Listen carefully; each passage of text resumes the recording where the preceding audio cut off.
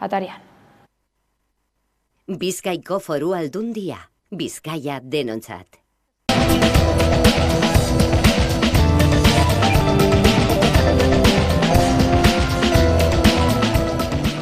Euskal Autonomia Erkidegoko 2025ko aurrekontuak ez dira oposizioko alderdi bakar baten bozkekin aurrera irtengo. Gaur goizean jakinarazi dute Bilduk ez duela onartu Eusko Jaurlaritzak emaniko azken proposamena etxebizitza arloari dagokionez eta eztabaida eten eginda. Ostegun honetan bozkatuko ditu Gasteizko Legebiltzarrak ere gainerako alderdiek eramaniko zatikako zuzenketak. Hala eta guztiz ere, lakuak diseinaturiko proposamena aurrera irtengo da EAJ eta PSren aldeko botuei esker.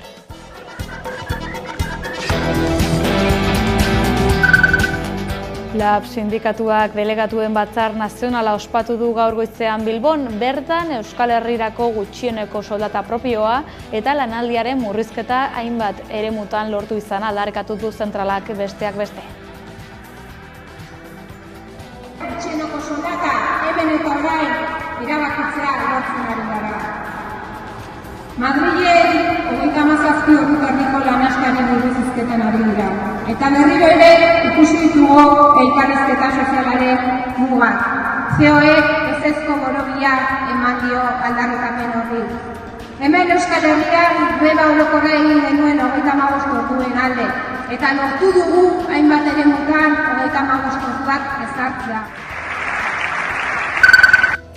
Gerraren mehatxua eta faxismo berri baten zabalpena salatzeko GKS Gazte Koordinakunde Sozialistak manifestaziora deitu du urtarrilaren 25erako. Bilbon eta Iruñean egingo dituzte mobilizazioak gerraren eta faxismoaren aurka gazte langileok lehen lerrora lelopean.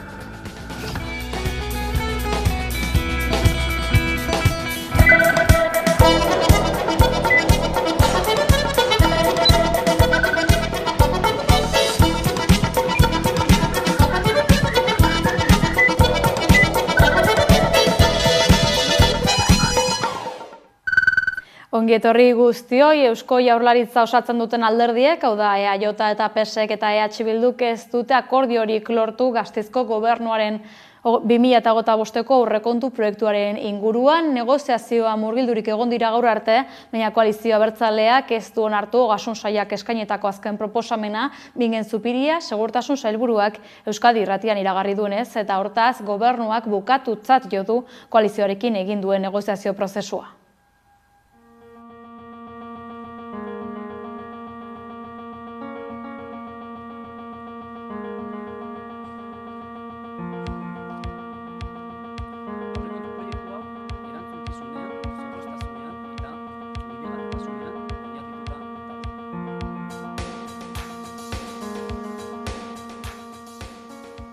Gobernuak esan die ez Euskal Herria Bilduren bi proposamenei.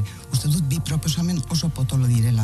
Hain zuzen ere gaur egun bizi dugun egoeran soldata minimo bat egungo eta Euskal Herriko egoera sozioekonomikoari erantzungo diona eta etxebizitzaren arloan dugun egoera zein den jakinda urratsak ez ematea, oso bi arazo potolori muzin egitea dela. Edozein kasutan, Eusko Jaurlaritzak gaur goizean bertan badauka aukera, Euskal Herria Bilduk aurkeztutako emendakinak babesteko eta bi gai horiek aurrera ateratzeko.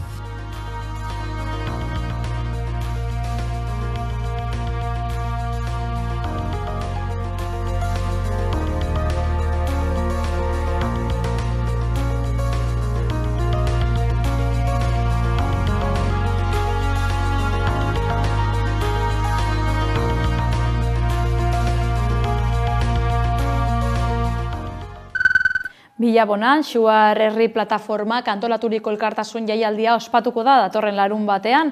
Pasaden Tolosako inautorietan zauritu zuen ertzaintzak jaurtitako pilota batek gaztea eta hori dela eta ikusmena galdu zuen eskuineko begian.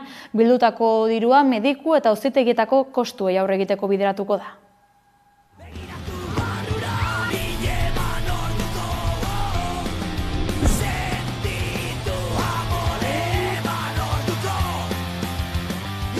Ja, behin-behingoz, amaitzea historia honekin eta nahikoa da dira.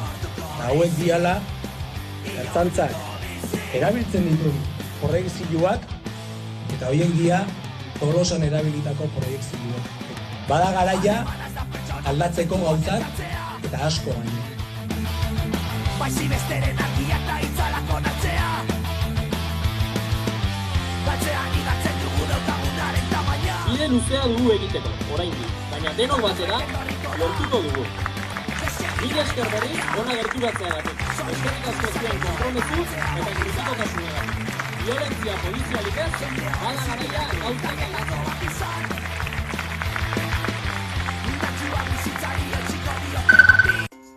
Alderdi sozialista ere berritze prozesua murgilduko da Euskal Autonomia Erkidegoan datorren garaietan. Zuzendaritza organoi dagokionez, Aneko Andueza orain arte idazkari nagusia izan denak bere burua berriz ere postua betetzeko aurkeztuko duela jakinarazi du.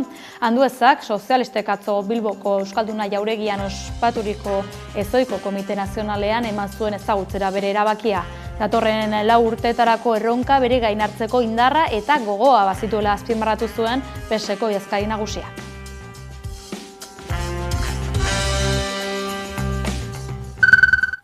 Eusko Alderdi Jeltzaleak erabakitzeko eskubideaz mintzatzeko aukera izango du martxoan gauzatuko duen batzar nagusian. Bilera hilorren 29 eta 30ean burutuko da Donostian eta berriak plazaratutakoaren arabera, jeltzalen estrategiak eta helburu politikoak islatuko dituen 5 txostenen zirriborroak bidali dizkiela da Euskadi Buru Batzarrak uri erakundei.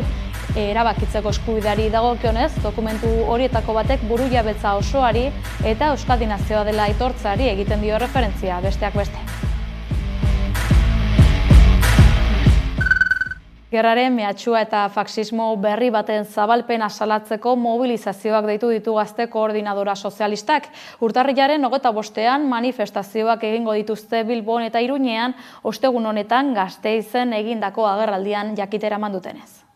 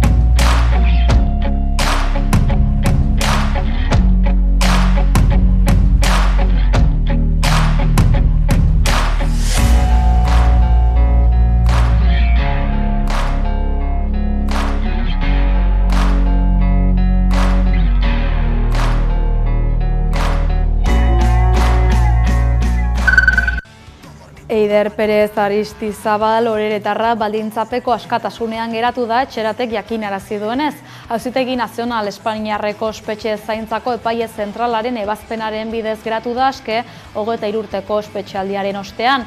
Oreretarrak iragan otsailean eskuratu zuen 3. gradua eta joan zen ekainetik baliabide telematikoen bidez bete du kartzela zigorra. Preso egin dituen urteetan dispertsio politikaren krudelkeria jasan du Eider Perezek beste 100 euskal preso politikok bezala. 2001ko martxoan errenterian bertan atxilotu eta espetxeratu egin zuten etako kide izatea egotzita. 30 urteko kartzela zigorra ezarri zioten.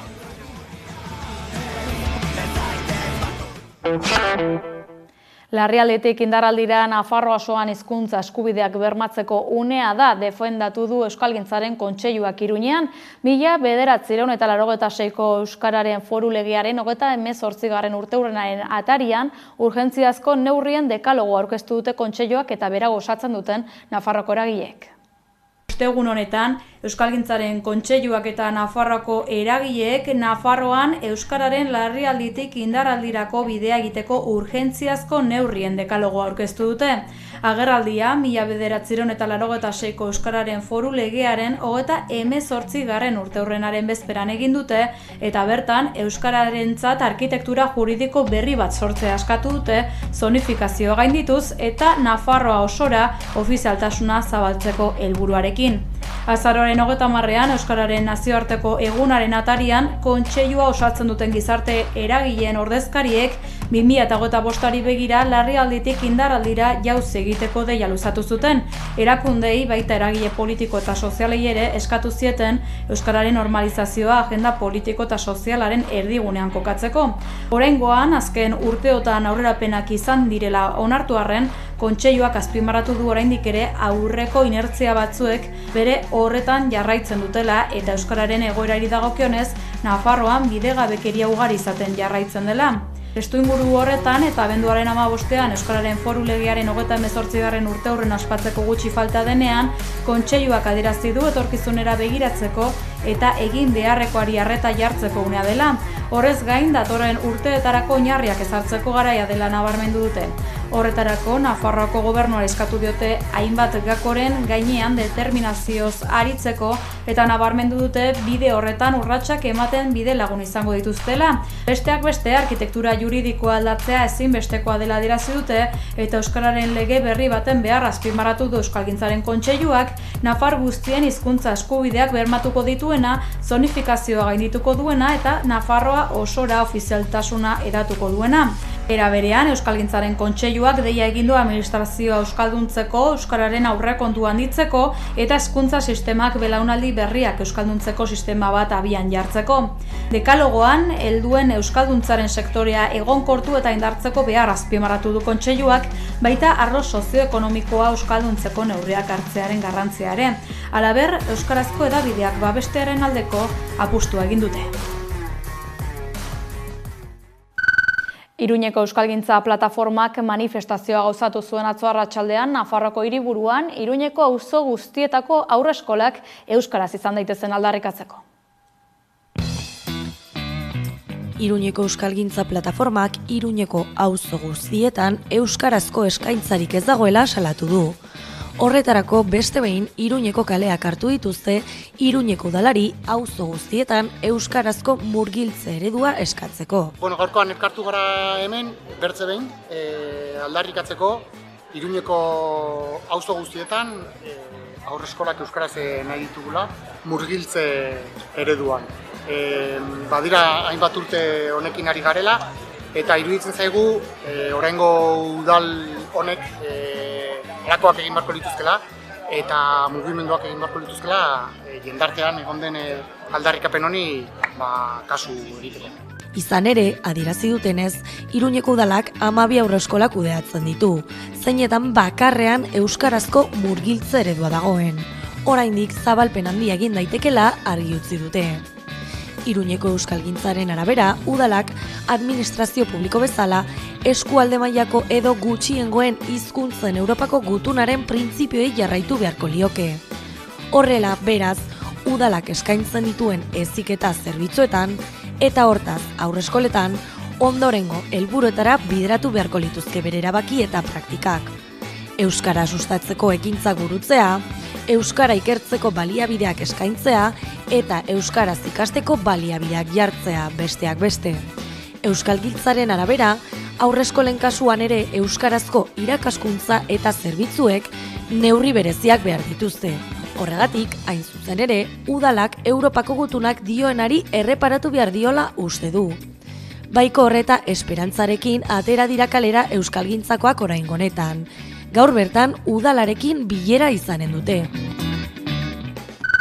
Hezkuntza arloan Gasteizen eta Portugaleten hainbat ikastetxe publikoen integrazio prozesua martxan jarriko duela emandu aditzera Eusko Jaurlaritzak. Eusko Jaurlaritzako hezkuntza sailak jakinarazi duenez, eskola segregazioaren kontra egiteko planak abian ditu 2025, 2026 eta 2026-2027 ikasturteetarako integrazio prozesuak martxan jarriz. Bi prozesu hasiko ditu Jaurlaritzak datorren ikasturteari begira, Gasteizen eta Portugaleten hiri bakoitzeko 2 ikastetxetan. Aita Orbiso eta Umandi zentroetan hasiko da integrazio plana Arabako hiriburuan. Portugaleten berriz Maestro Zubeldia eta Virgen de la Guía ikastetxeetan. Prozesuak 2 urteko umeen gelatan hasiko dira martxan. Hezkuntza sailak adierazi du hezkuntza komunitatea osatzen duten guztiek hartuko dutela parte integrazio prozesuan.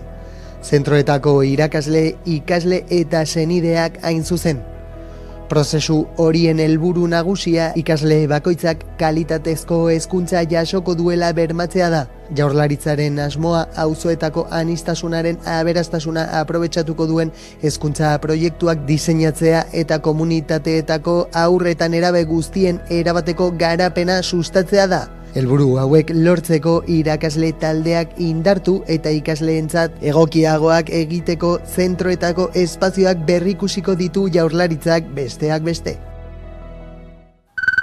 Nafarroan, Fernando Domínguez Osasun Kontseilariak lurraldeko osasun sistemak huts egin dezakela ohartarazi du baldin eta osasun legearen aurreproiektua aurrera irtengo ez bada. Osasunbideako langileek aldiz lege honek baldintzak okertu besterik ez lituzkeela egingo salatu dute. Fernando Domínguez Osasun Kontseilariak beharrezkotzat jo du osasunari buruzko foru lege berri bat izatea sistema egungo egoerara egokitzeko. Ezer egin ezean, Nafarroako osasun sistemak porrot egingo duela argi utziz. La Ley de Salud, que actualmente está vigente en Navarra, data de 1990 y ha cumplido con creces su cometido, pero la sociedad ha cambiado y evolucionado y en poco se parece a la de hace ya 34 años. Los cambios demográficos y sociales han hecho que estemos ante una sociedad con mayor esperanza de vida, más envejecida, con más patología, con mayor soledad no deseada, con una sociedad que brinda menor soporte a los mayores en muchos casos, etc. En definitiva, una sociedad con necesidades totalmente diferentes a los 90. Domínguezek Bioinnova Konsultinek antolatutako osasunari buruzko foru lege berriaren inguruko eztabaida jardunaldi batzuetan parte hartu du. Eta berretsi du, azken hamarkadetan medikuntzak eta gizarteak izan duten bilakaerak sistema eguneratzea eskatzen duela. Horregatik, sailak lege aurreproiektu bat prestatu du, jendaurrean jartzeko fasean dagoena urte amaierar arte, egungo sistema nahikoa bermeko beste batekin aldatzeko. Desde el Departamento de Salud y el Gobierno de Navarra pretendemos consensuar una ley que permita agilizar y flexibilizar nuestro sistema público de salud, que permita poner las necesidades de la ciudadanía como prioridad número 1, poniéndolas en el centro del sistema, realmente en el centro, no como se dice ahora, pero que no es así, con una atención y gestión centrada en las personas. Osasun sailak idatzitako aurreproiektuak sindikatuen aurkakotasunarekin topo egin du. Elaren arabera, aldaketa horren ondorioz, etorkizunean kontratatutako diren langileek funtzionario izaera galduko lukete eta horrek atea irekiko luke langileak kaleratzeko. Laben iritziz, lege aurreproiektuak osasunbideko zenbait zerbitzu pribatizatzeko aukera zabaltzen du. Sindikatuak uste du Nafarroako Osasun Departamentuak osakidetzaren eredua ezarri nahi duela Nafarroan. Beraz, Domínguezek argi utzi du eztabaidarako hilabeteak gelditzen direla eta prest agertu da aurreproiektua hobetzeko edozein aholku entzuteko. Mario López saskibaloi entrenatzailearen kontrako salaketa ezagutarazi zenetik urtebetera manifestazioa egingo dute etzi Gernika Lumon herriko sare feministak deituta. 1300 eragile eta herritarrek baino gehiagok egin dute bat deialdiarekin.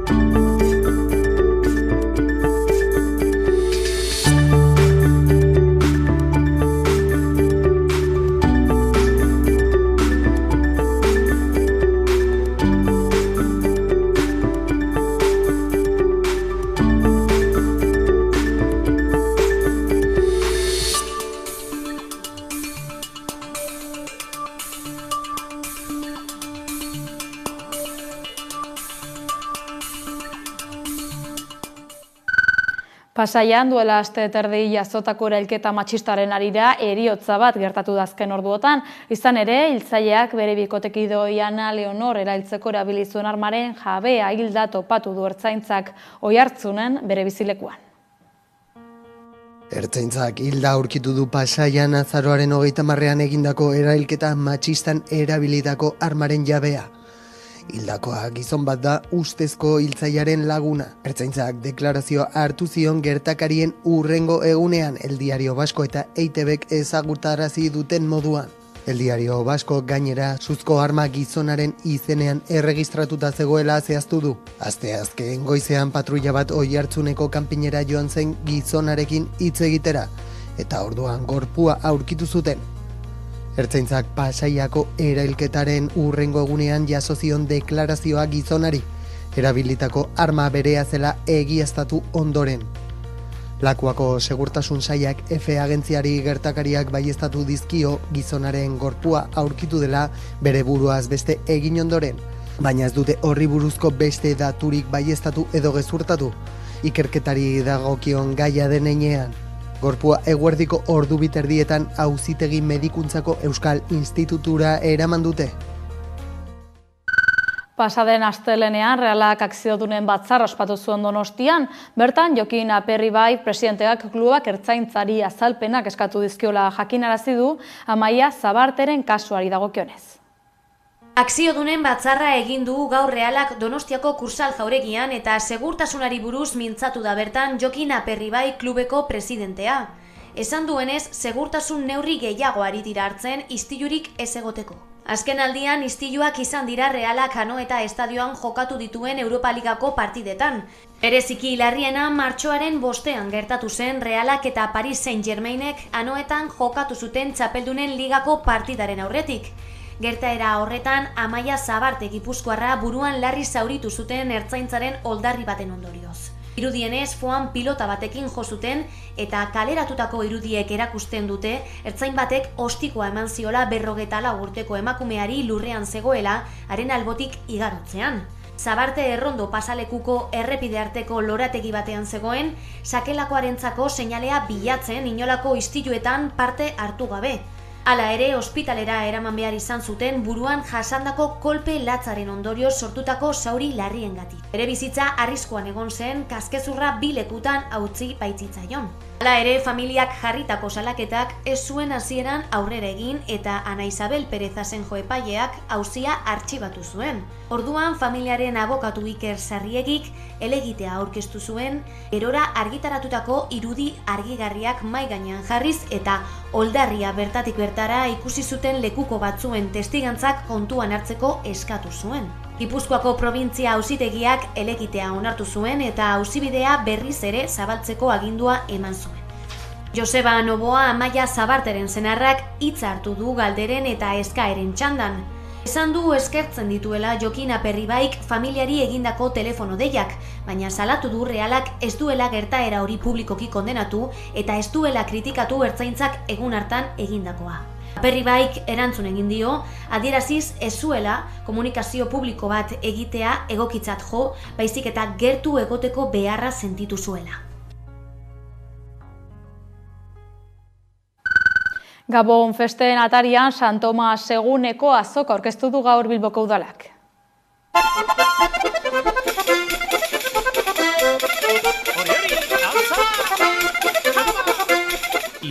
75 urte beteko ditu aurten San Tomasetako azokak Bilbon. Urtero bezala Bilboko areatza Bizkaiko azoka ospetsuanaren bihotz bihurtuko da abenduaren 21ean, eta bertan 121 izle eta 225 etxola izango dira. Pozgarria da BBKarentzat berriro ere Santo Tomas azokaren edizio berri batean aurkezpenean egotea. Eta ez da edonolako edizioa aurtengoa, 75garrena bada jada. Aurten platino estiak ospatuko ditugula esan genezake, eta ohorea da guretzat, gure baserritarrei eta gure kulturarei etengabe sostengua eman izana. Gabonen atarian egiten den azoka izaten da, baina askoz gehiago ere badela esan dute. Santo Tomas azoka gehiago ere bada. Gabonei hasiera emango dien zita jendetsua eta oso maitea da.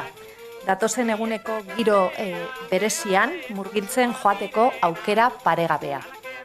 Abenduaren 21 goizeko 9:00 iluntzeko 8:00 egongo da zabalik azoka, eta bertan bere aurpegirik solidarioena erakutsiko du beste behin ere.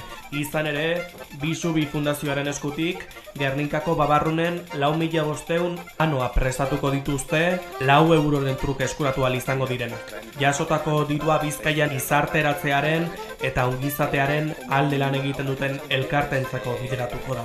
Era berean, azoka kilometro zerokoa izango da eta ingurumena errespetatuko du.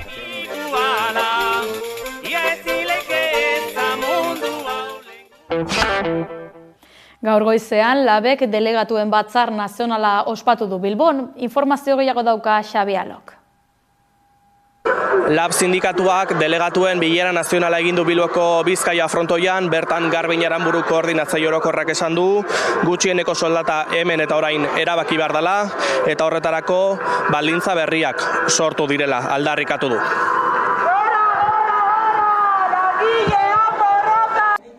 Lab sindikatuak delegatuen bilkura nazionala egin du Bilboko Bizkaia frontoian, eta bertan 1.500 delegatu inguru bildu dira. Sindikatuko bi koordinatzaile orokorrek hartu dute hitza, Igor Arroyok sindikatuaren mende erdiaren ibilbidea goraipatu du, etxebizitzaren egoera larriaz ere jardun dira, eta sindikatuaren ibilbide antiarrazista balioan jarri dute.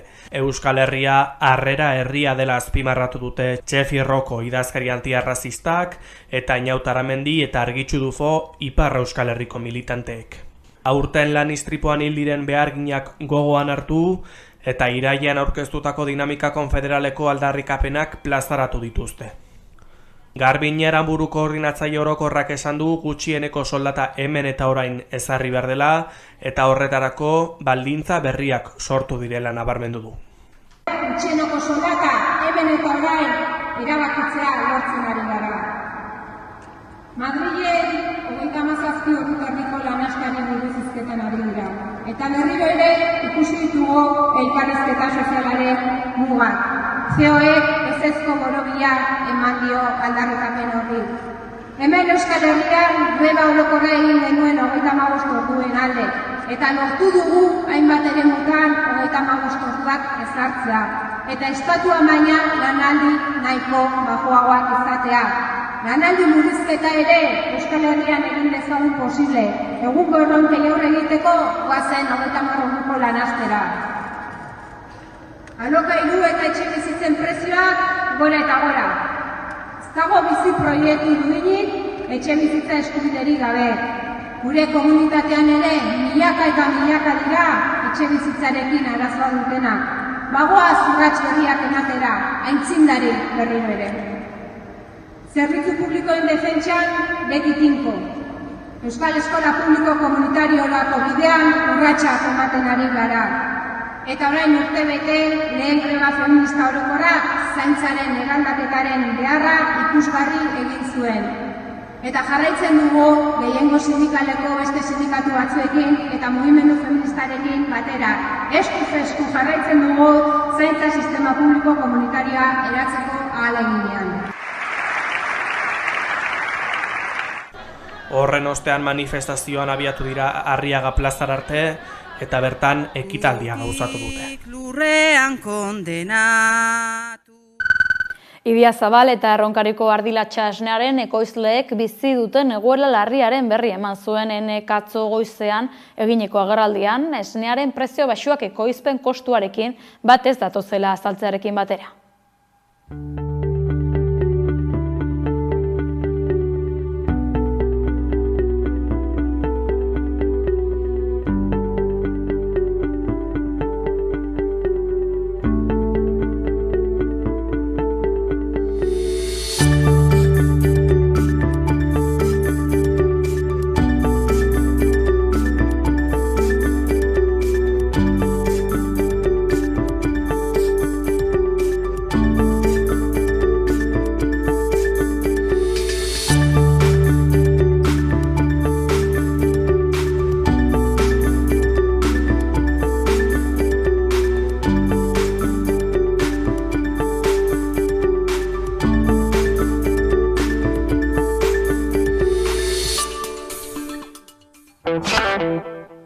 Larunbat honetan ospatuko da Gipuzkoako bertso txapelketako finala, egitaldiaren aurretiko momentuetan Ane Labaka eta Aner Peritz finalistekin solasean aritzeko aukera izan du gure berri emaile Udan Arbeok.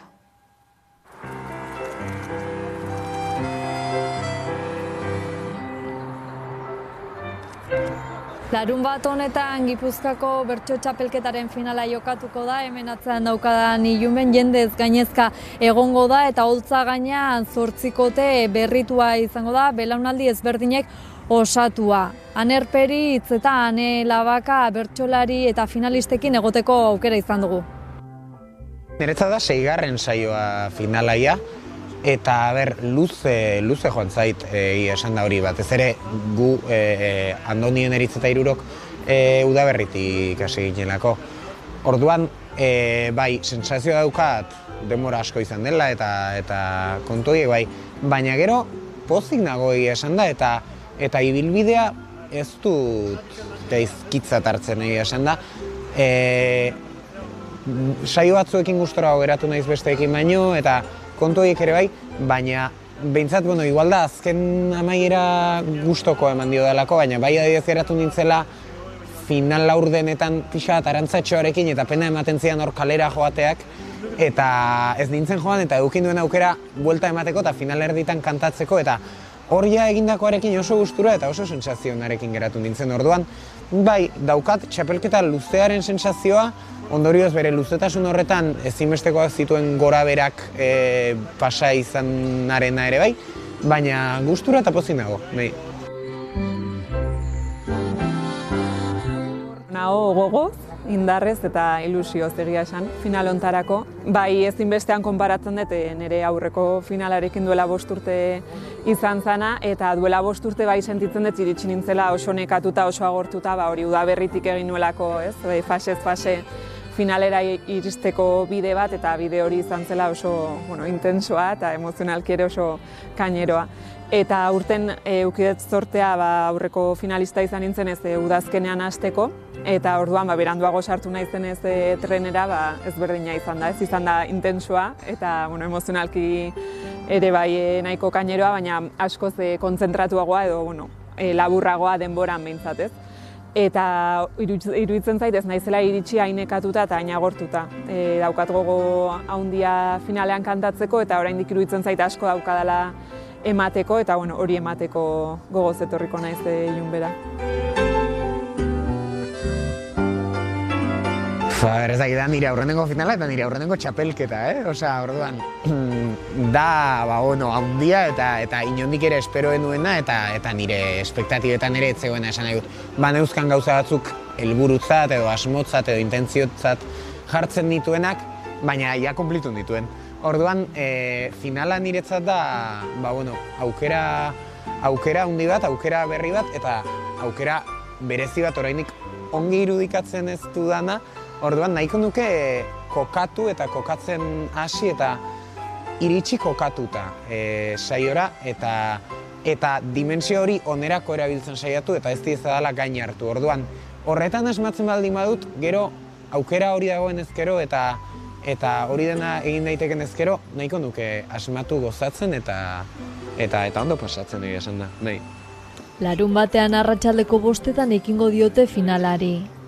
Oholtzara igo beharko dira ehundaka herritarren aurrean. Irudikatzen dut hasteko festa handi bat bezala, holako dimentsio hortako zerbaitek, herri festa bat bezala, kultura festa bat. Irudikatzen dut oso giro ona egongo dela gure publikoarekin ere espero dut, baina gure artean alde hortatik oso pozik nago, oso ekipo egiteko oso talde polita dela iruditzen zait, eta alde hortatik eroso egongo gerala holtzan, eta elkarrekin sortzen diran guruzak eta horretan gauza politak sortuko diala, eta hori irudikatzen dut zerbait oso ederra bezala. Urduri jartzen naiz pentsatzen dudanean.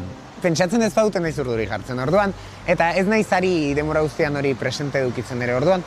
Bai urduri nago eta urduri egongo naiz gehiago, orain nagoena baino, baina nahiko nuke irudikatu eszenario on bat eta dimensio horrek eta esandako zera horrek onera egiten didala eta aprobetxatu dezake dela, hori, utzi nahi ditudan mezuak, utzi nahi ditudan gauzak utzi ahal izateko, eta nire hortatik utzi ahal izateko, eta ez nahiko nuke ez egon hor txiki eta beldurtuta, eta zera orduan horretan asmatzen badut pozik.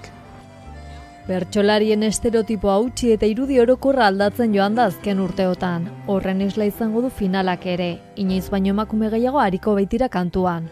Bai, gizartean da esango nuke bertsolaritzan ere bai, ez? Plazetan zukartzen badezu asteburutako agenda, horrekin hago pozik bereziki, ze iruditzen zait, beti da lagin bat edo zati bat, ez? Bertsogintza orokorrarena, baina nahiko ondo adierazten duela Gipuzkoan bertsolaritza izan daitekena, ikusten diala oso ahots, kantatzeko modu, gorputz, adin, ezakit, abaniko edo mosaiko nahiko zabal bat osatzen degula denon artean, eta horrekin nago oso pozik. Bai, argazkiari begira, baina gero ere bai, hori hola izan da kantatzea izugarrizko zortea da, ze azkenean balima zaude kantuan, ezakit, zure oso antzekoekin edo, ez oso, ezakit, iruditzen zait gaudela 8 bakoitza oso pertsonalitate, ezakit, markatuarekin, bakoitza bere egin nahi izateko moduekin, bere pentsa molde, kanta moldearekin, eta iruditzen zait hoien uztarketatik oso elkarrizketa politak sortu daitezkela, eta nik bertsoa hortik ulertzen dut.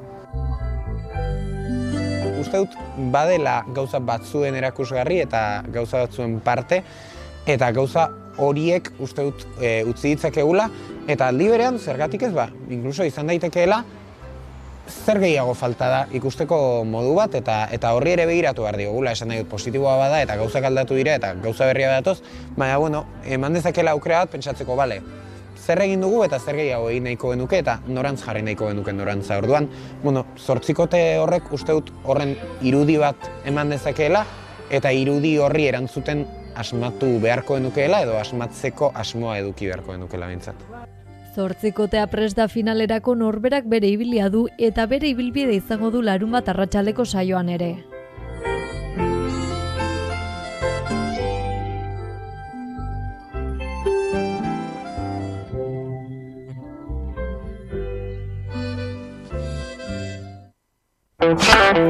Abenduaren 7an Durangon aurkeztu du IKAMak 2. Kongresuaren ponentzia iaurri deiturikoa, eta ikasle antolakundearen sorreratik 4 urte igaro direnean antolakundeak bere jarduna unibertsitateetara eta lanbide heziketara zabalduko duela iragarri du. Gurekin ditugu Aimar Loiti eta Garazi Ubiria IKAMako bozeramaileak. Ongi etorri bikote. Eskerrik asko. Eskerrik asko zuei ere, hasteko, nola dago Euskal Herriko hezkuntza sistema zuen ustez? Bueno, iaurri ponentzia hain zuzen ere hortik abiatzen dugu. Ulertzen dugu hezkuntza dela estatuaren egitura edota zutabe garrantzitsuenetariko bat, izan ere badu gaitasun bat betikotzeko eta erreproduzitzeko orden sozial bat, eta zentzu horretan uste du gaur egungo hezkuntza sistemak erreproduzitzen duela hezkuntza sistema kapitalista cis heteropatriarkala, eta zentzu horretan sortzen dituela etorkizuneko langile, emakume eta gizonak, eta hori, ezaugarri nagusienetariko bat badela hezkuntza merkantilista bat. Eta horrez gain, Euskal Herrian hezkuntza sistemak hartzen du forma bereizi bat, izan ere Frantziar eta Espainiar estatuen menpe gauden herri bat garen heinean, bertako kurrikulumak inposatzen zaizkigu, eta bada egungo hezkuntza sistema deskribatzerako orduan azpimarratu behar den ezaugarritako bat. Eta nola eragiten die ikasle hezkuntza sistema honek ikaslei beraiei? Aimarrek ongi aipatu bezala hezkuntza sistema estatuko zutabe nagusia izanik, ikasle hauek aipatutako zapalkuntza guztiak zuzenean jasaten ditugu. Eta, hasi beharko ginen definitzen zer den guretzat erdigunean jartzen dugun ikasle subjektua. Ikasle gara hezkuntza sisteman bitartean gauden bitartean ikasle subjektuaren parte gara, baina gure ikasle subjektua ere bai gazte subjektuarekin bat egiten du, gazte garen bitartean bertzen nolabaiteko zapalkuntzak ere jasaten ditugulako. Gazte izateak berak ere badituela zapalkuntzak diozue, esaterako ikasle izaterakoan nola eragiten die horrek? Dizue. Egia da ikasle izateak suposatzen, realitate ezberdinak daudela hezkuntza eremu bakoitzean, ez dela berdina lanbide heziketako ikasle izatea, maila ertainetako ikasle izatea eta unibertsitateko ikaslea izatea, eta bakoitzean, eremu bakoitzean irakasleek eta hezkuntzak berak ikasleengan eragin desberdina duela. Adibideat jartzearren, irakasleek eta gurasoek ez dute hainbeste eragin ikasleengan maila ertainean, eta badute eragina maila ertainean, baina ez unibertsitateetan irakasleen eta gurasoen papelak ez da hain inposatzailea edo ikasleengan, eta aldi berean unibertsitateetan ikasle izateak suposatzen du gazte izateak dakarren zapalkuntza bereziki ekonomikoak.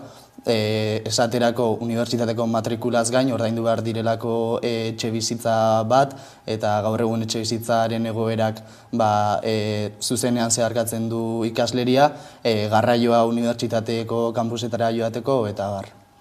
Duela 4 urte sortu zenuten ikama, eta 4 urteren ostean, esan bezala, zuen jarduna zabaltzea erabaki duzue, Aimarrek aipatu duen bezala, unibertsitatetara eta baita gizarte lanbide heziketara hobeto esan da. Orain hartu zuen erabakia izan da edo sorreratik datorrena da?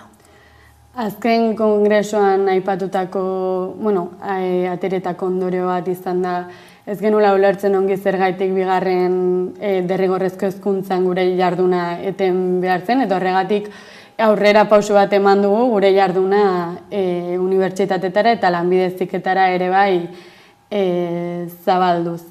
Orduan erraten aldugu azken urte honetan kongresoen amaierako ondorio bat izan dela, eta ez 4 urte hauetan zehazki ateratako ondorio bat. Lehen aipatu dituzue ikasleen zapalkuntzak eta nola hezkuntzako eremu desberdinetan zapalkuntza horiek ere desberdina diren, egoerak ere desberdina direlako bai unibertsitateetan, baita bigarren hezkuntzan, eta hau kontuan izanik nola jarduteko asmoa duzue bai unibertsitate eta lanbide heziketan, desberdin jokatuko duzue eremu bakoitzean? Aipatu bezala realitateak desberdinak dira hezkuntza eremu bakoitzean.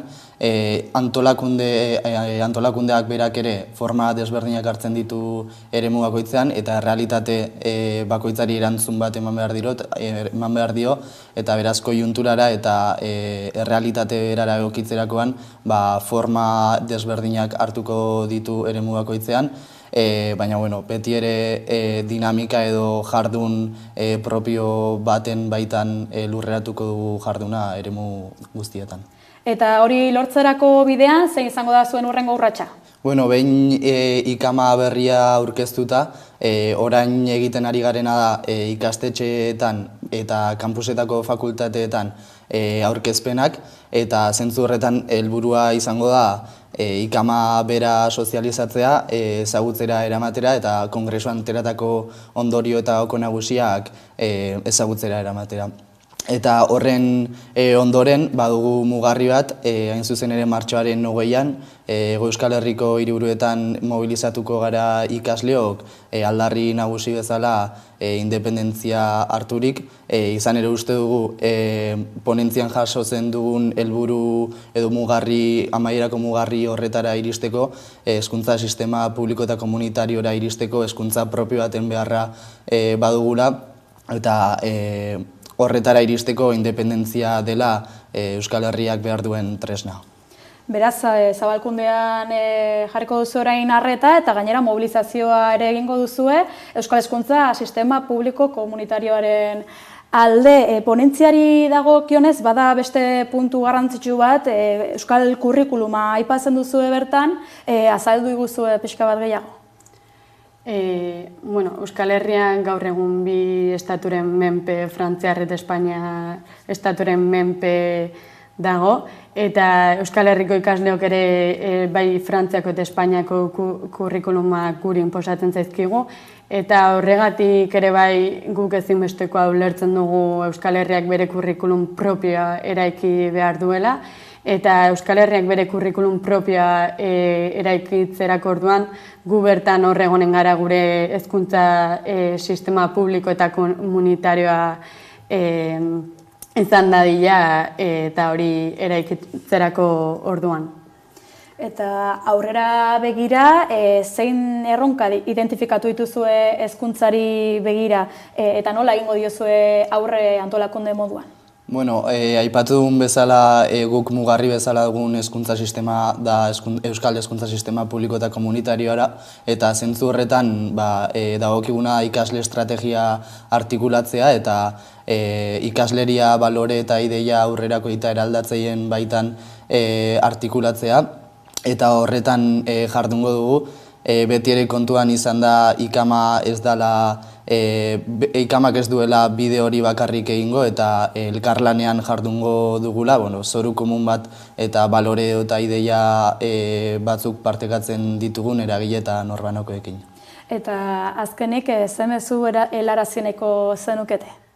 Pasaden larun batean Durangon aipatu bezala, aurkezpenan aipatu bezala, bat egiten baduzte gure ideia politikoarekin, ezkerretik eta feminismotik hezkuntza sistema eraiki nahi baduzu edo hezkuntza sistema eraldatzeko krin hori baldin baduzu ikasle baldintzak borrokatuz, aste honetan zehar ikastetxetan aurkezpenak emanen ditugu, beraz gerturatu gure gana eta bat egin gure proiektu politikoarekin. Mezu honekin agurtuko gara bikote, mila esker Hamaika Telebistan izatearren. Zuei, mila esker. Eskerrik asko. Beste konturik ez gure aldetik badakizu euskarazko berri edo informazio gehiagorako gure webgunea edota sare sozialak dituzu eskura. Idur Eskisabel Euskalgintzaren Kontseiluko idazkariari eginiko elkarrizketa dator orain, asteburuna pasa.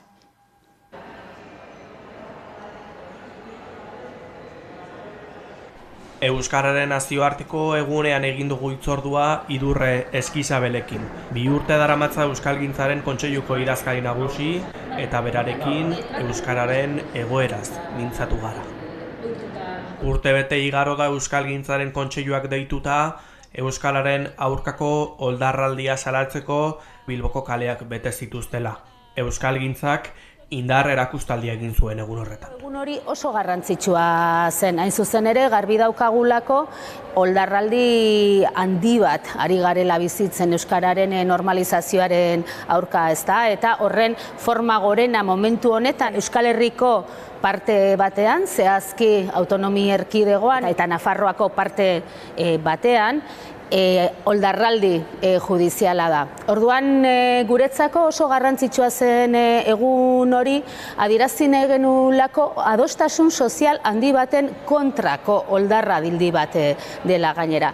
Eta, egun indartsua izan zen, alde batetik hasi ginelako itxaropen handiarekin, baina galdera handiekin baita ere ez, gure ikuspegiak ez, guk ikusten genuen adostasun hori benetan islatuko ote zen Bilboko kaleetan, eta bukatu genuen poz eta unkidura handiz, ikusi genuelako baietz adostasun sozial hori oso handia dela, gainera badagoela esateko gogoa daukala eta indar horrekin bukatu genuen eguna. Eta bereziki aurrera begira lanean jarraitzeko bultzada eta konpromiso handi batekin.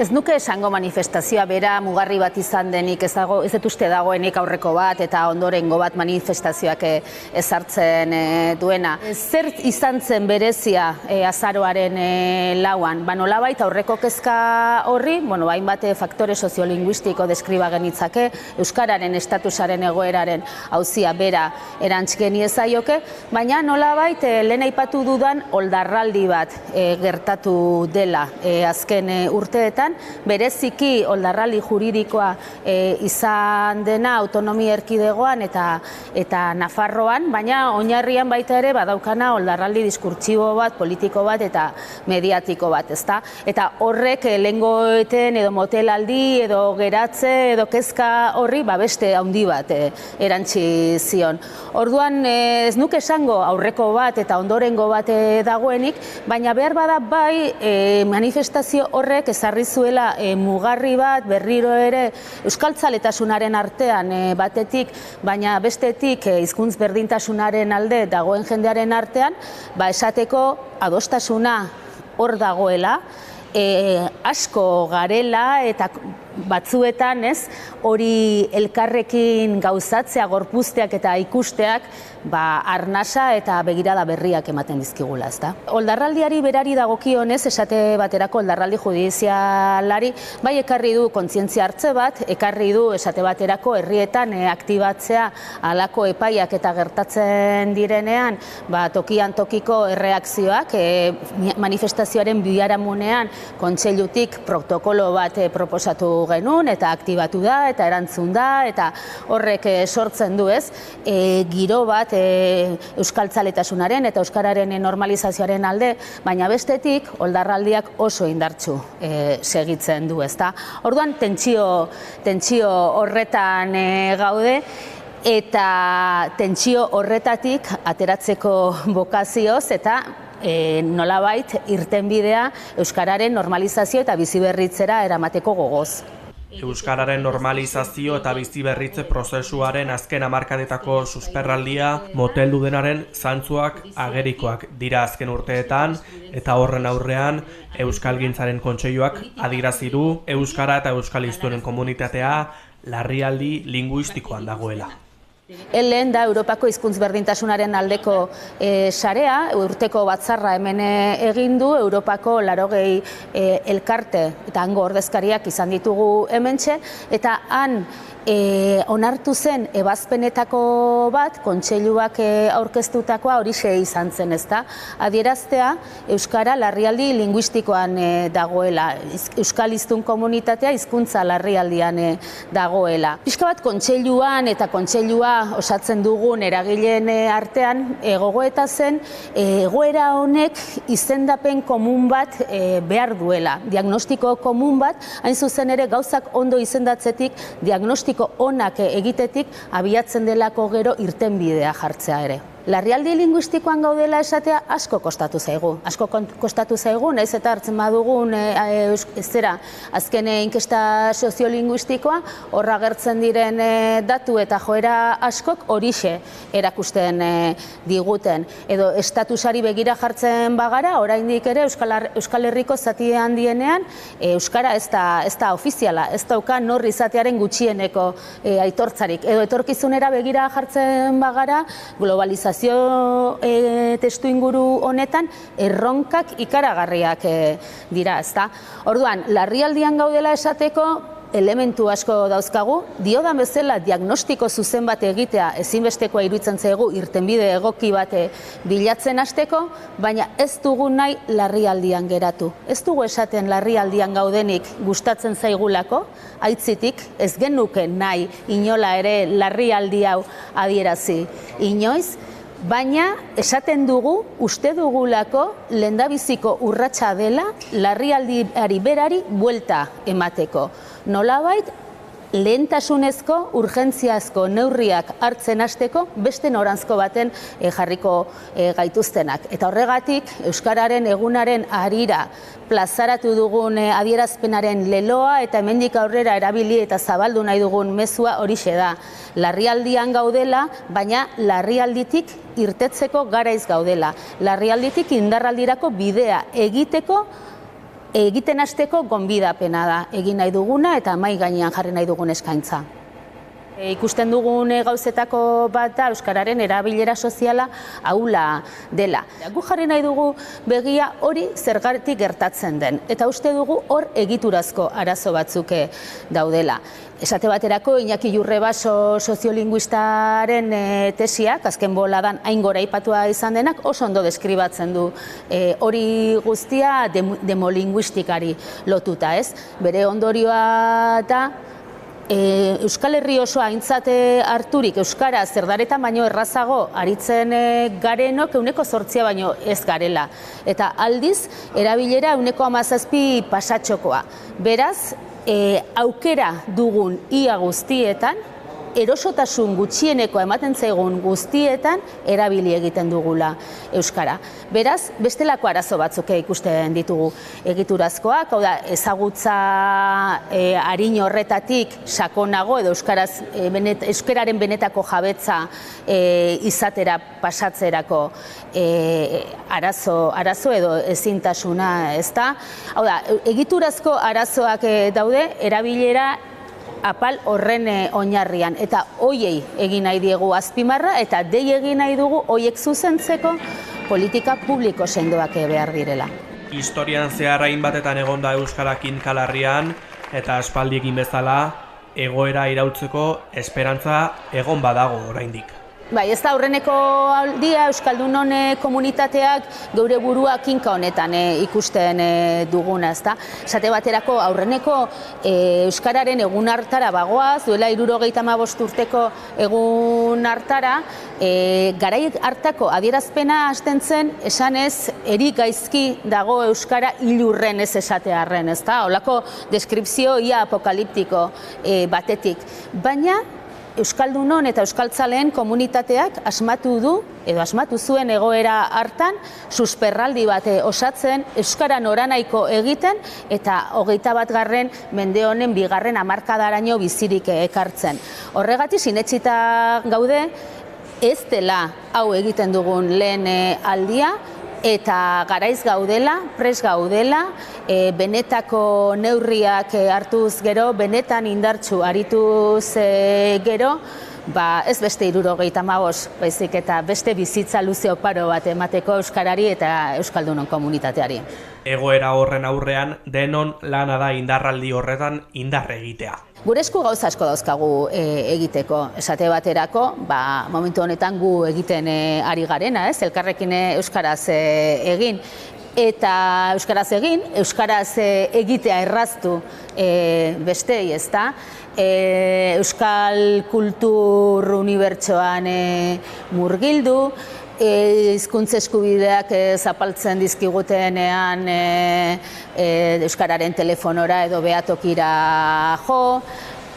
Egunerokoan euskaraz gure lan eremuetan euskara edadadin saiatu, norbanako esku egiteko asko daude, baina egia da, hone guztiak eskatzen duela baita arnaz kolektibo bat, taldean izango garela, komunitatean izango garela. Eta alde horretatik ere badauzkagu egitekoak, esate baterako, eta lehen aipatzen duenaren uberan, ez da, laizter hasiko da Durangoko azoka, eta hor kulturreko sistema oso bat elikatzeko aukera daukagu beste askorekin batera, edo Durangoko azokako testu inguruan bertan, abenduaren 7an Euskal Herrian euskarazek antolatutako manifestazioa dago, hor ere badago atxikimendu bat azaltzeko aukera.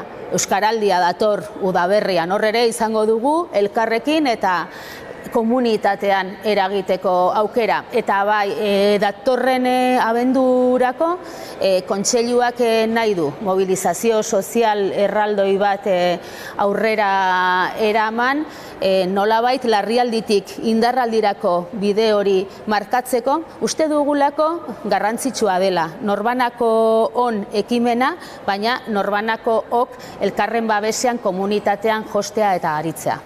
Eta edabideok ere badugu afera honetan zereginik. Ohartzea eta nolabait eragile politikoei eskatzen diegun gauza bera, ez? Nik uste eskatuko nizuekela edabidei. Ulertzea larrialdi linguistikoa diogunean ari garela esaten lehen mailako auzi politiko batez ari garela, ezta? Eta normalean edabideen egitekoa izaten da, guztien interesekoak diren gaiak ahalik eta ondoen tratatu, interes orokorreko ondorioak izan ditzaten. Halakoxe seriotasunez eta halakoxe oihartzunez jorratzea gai hau uste dutela edabidek egin dezakezuen ekarpena eta euskaraz jakina.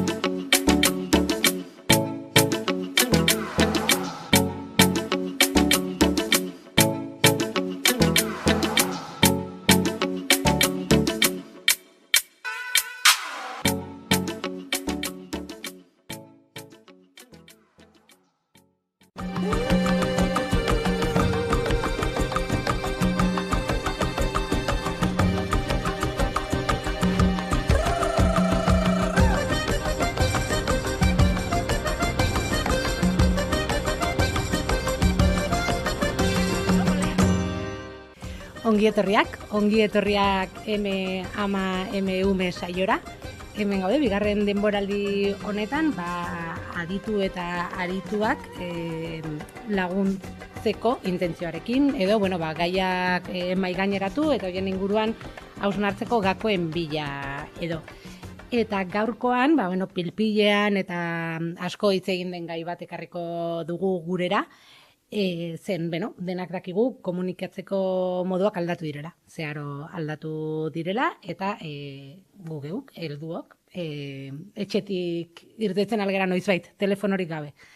Egun guztiak kateatuak gaude, mezuak, berriak, dena delakoa, bideoak edo jarraitzen. Pantailarik kateatuta egoteko 1000